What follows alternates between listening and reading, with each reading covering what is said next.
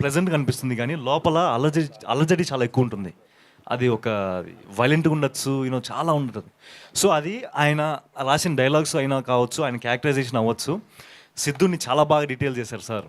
So Akash గారికి అక్కడ credit ఇస్తాను నేను పూర్తిగా. అండ్ కాంప్లిమెంట్, మీ వాయిస్ చాలా బాగుందండి. థ్యాంక్ యూ అండి. ఆకాష్ నేను గారు అసలు వచ్చి హాయ్ అండి.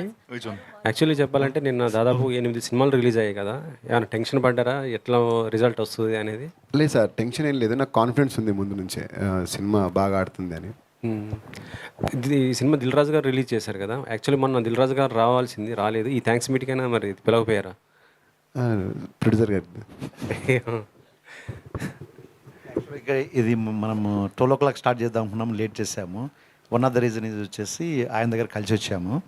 ఆయన ట్రావెల్లో ఉండి మార్నింగ్ వచ్చారు. సో వెళ్ళి కలిసి వచ్చాము.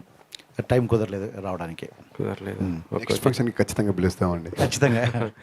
యాక్చువల్లీ అంటే మీరు పవన్ గారి ఫ్యాన్స్ కాబట్టి నేను అడుగుతున్నా, థ్యాంక్స్ మీట్ ప్రసాద్ లేవలో పెట్టారు కదా, సక్సెస్ మీట్ ఏమైనా పిఠాపురంలో పెట్టుకుంటారా?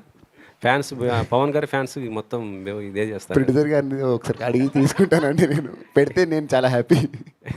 చెప్పండి, మీరు చెప్పండి సార్. సినిమా అంటే ప్రతి ఒక్కరు ఏంటంటే తమ సినిమాని ప్రమోట్ చేసుకోవాలి, డిఫరెంట్గా కొద్దిగా పోవాలని చేస్తుంటారు ఏదో ఒక స్టార్ హీరోతో. మీకు ఆ ఫెసిలిటీ లేనప్పుడు ఇలా ఏమన్నా? ఖచ్చితంగా అండి, అది మంచి గుడ్ ఐడియా మీరు చెప్పింది. పీఠాపురం అనేది ఇప్పుడు పవన్ కళ్యాణ్ గారు leader, is the leader the AP. He changed the entire in the politics right now. So definitely we will look for it. We'll do it. Okay. Thank you.